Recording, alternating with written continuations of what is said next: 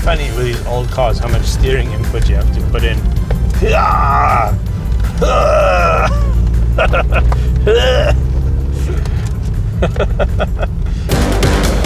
Cars.co.za.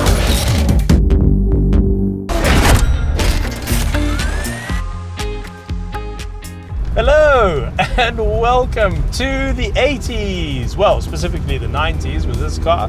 This is a Mk2 Golf GTI, stock standard except for the wheels. How cool is that? The owners have left it absolutely stock.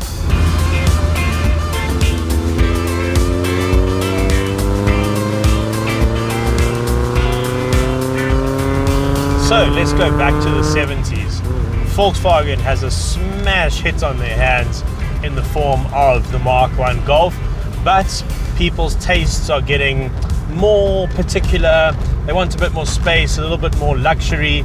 Humans are literally getting larger and fatter, and so Volkswagen responds with this, the Mk2 Golf. And the Mk1 GTI was a complete skunkworks car. It was like many great cars in the history of motoring. The Mk1 GTI, like the Lamborghini Miura for instance, was developed after hours by a couple of engineers who wanted to just make something cool. And it was such a huge success that of course Volkswagen had to carry it on.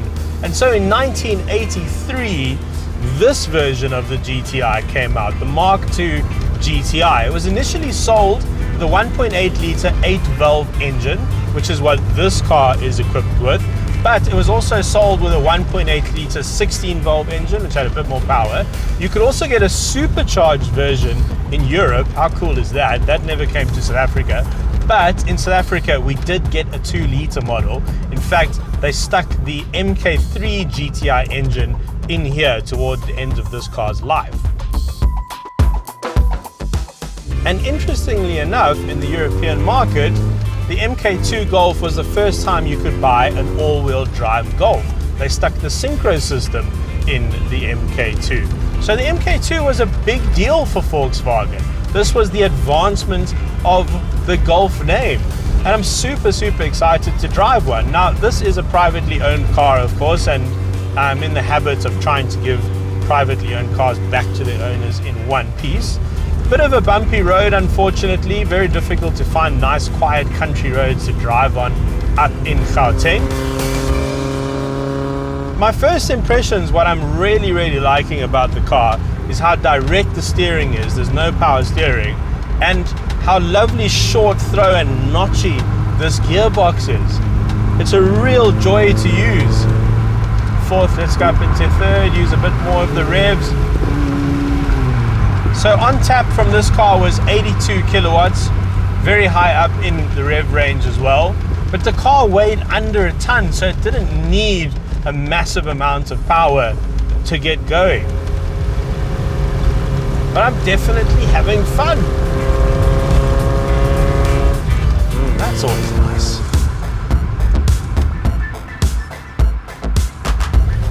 Okay, let's chase that peak power. It's all the way at the top in these naturally aspirated engines.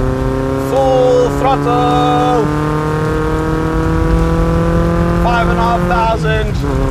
Yeah, it's not slow. I mean, we're up to 120 there in third. Wasn't even using full throttle there.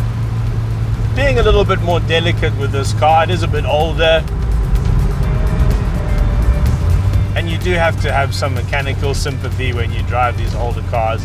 Not going to absolutely wring its neck, but so much feedback, so much communication coming through the steering wheel.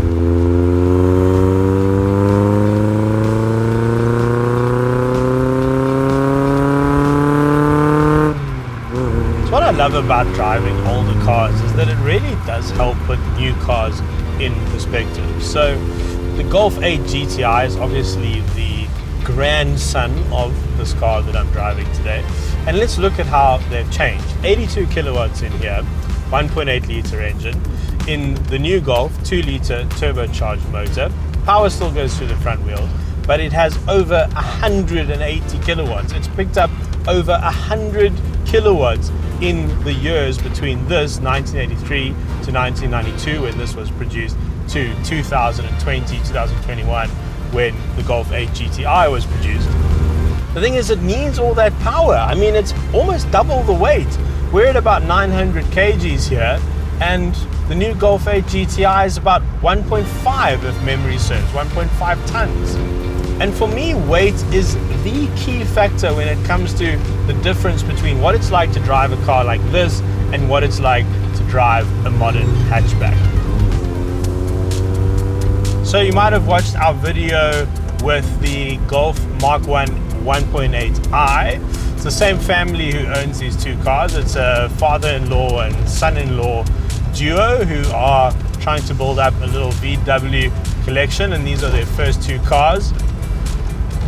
And the idea is just for a fun little weekend car, take out on drives on the weekend. And I think this really, really fits the bill.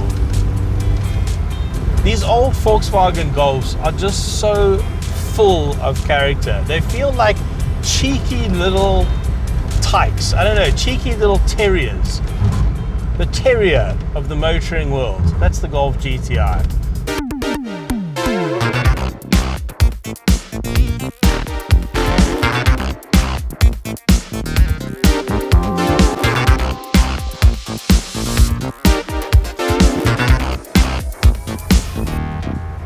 So from my point of view, where I'm sitting, this is just such classic Volkswagen. I love the design. There's such a quirky little design to the stalks, the indicator stalk and the windscreen wiper stalk on the right here. Classic Volkswagen squared off dash in front of me. The instrument binnacle is so small. It's so cute. It's a little tiny little thing. All the little dials stuck inside there. Remember these little LED lights for your warning and for your indicator, your battery light, that sort of thing. Aftermarket radio, of course, that's very common these days. You want a modern radio in here. Little sliders for your aircon and your temperature. So this particular car has done 192,000 kilometers and it's still going strong. And everything is in really good nick. I mean, the dash is in good nick, the roof lining is in good nick. Outside the car, it's very, very neat. You can feel that a lot of love and attention and time has gone into this car. And it's always really nice to see that. It's really nice to experience. I always feel very privileged driving privately owned cars. Yeah, as far as classic motoring goes, I think that these are going to become pretty sought after in the years ahead. You know, not particularly difficult to look after, easy to find parts. It's kind of the complete opposite of when I owned my Mazda MX-5, when you had to import absolutely everything. It actually makes ownership of the vehicle quite difficult and maintenance of the vehicle quite difficult. And I suppose because of Volkswagen's popularity in this country and all across the world, I mean, they made 6.3 million Mk2 Golfs over the lifespan of this generation. But you don't really see a lot of GTIs anymore. You don't see original cars like this anymore. These are really rare. So I don't think the Mk2 will be remembered for being particularly quick, but this was the evolution of Golf.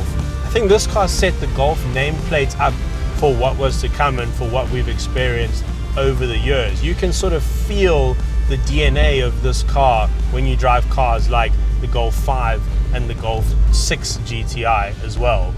It all feels like it all started here.